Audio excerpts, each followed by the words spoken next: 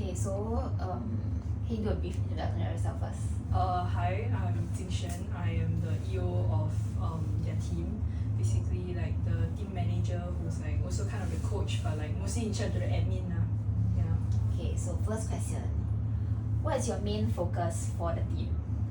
Honestly, cause their team is like quite like they know how to play already, right?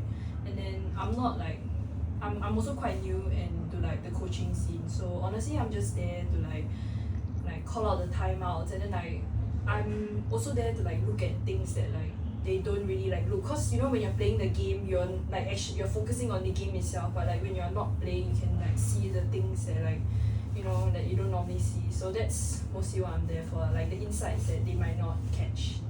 Yeah, that's about it. Does your team have a specific name? Okay, sorry, this is not part of the but do they have a name? They're called 50. Okay, so can you say like you are the what does EO stand for? Esports officer. Okay, yeah, can you say that you're esports officer of Team 50 for how many years? This is my first year. Okay, yeah, can you just say that? Okay. I'm the esports officer for Team 50. For NUS for 1 year. For NUS for 1 year. Okay, next question. How did you first get into esports coaching? It's quite funny actually. So apparently, in the year that I joined, which was last year, like AY 24-25, I didn't have any like decision. I didn't have any plans to join, but apparently one of the existing EOs was gonna leave already, and then they needed to find a replacement for her. And then apparently all the other like people who actually applied were like kind of like bad. And then my friend was like, cause I was friends with one of them, and then they were like, hey, you want to try? I was like, sure. And then somehow I just got roped into this, and it's been like this ever since. So what's your experience been like as a coach for them all this while? Honestly, it's like I think both as they are learning, I'm also learning, because like I said, it's still my first year and it's my first time like getting involved into all this like I guess like higher, like when people play in rank, like cause in the past all my experience has been rank, and then now we're playing in scrims. It's like so entirely different. So as they're learning how to play together as a team, I'm also learning how they like tend to play, like their play styles, and like I'm trying to like offer up like things that are like valuable as well. And honestly, it's been quite a fun experience, and I'm glad to have been part of this. Yeah. So what do you think is the biggest challenge?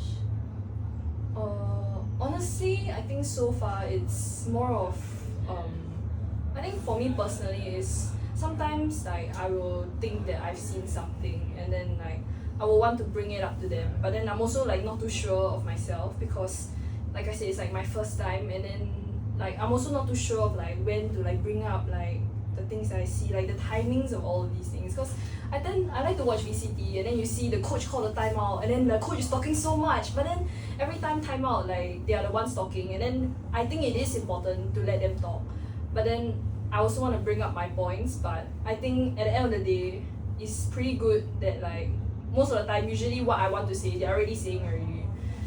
Yeah, I think that's the most challenging part so far. Okay, last question. Do you have any advice for other girls or females who want to get into the esports scene, whether as a player or a coach, or just at the back end?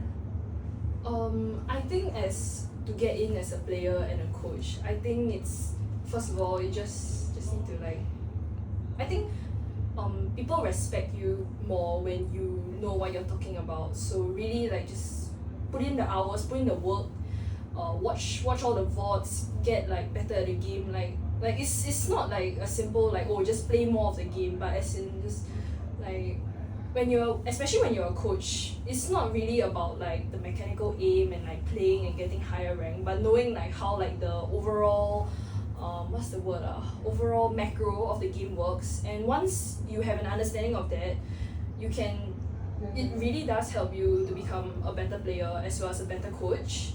And as for the back end, I'm pretty sure there's so many CCs who need like a lot more people who to do like all of this admin work, and I'm sure they'll be welcome for you to join. Yeah. Okay, also yeah, sorry, I know I said last question, but I just thought one more question I should ask you. So how do you feel knowing that your team has advanced to the next week?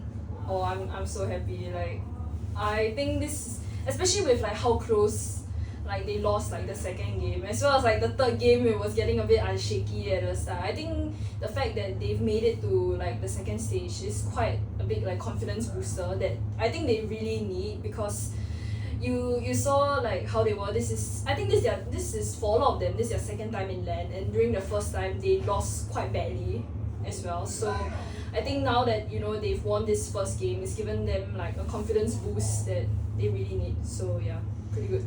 Okay. So now, can you just say if you want to tune in to our live stream every weekend if you want to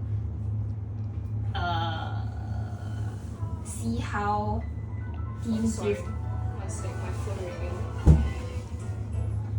Ooh. Wait, sorry. Do you mind just send a quick message?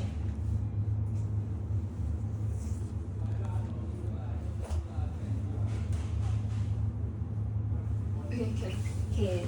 Tune in every weekend if you are interested to see how Team Thrifty representing NUS Valorant advances.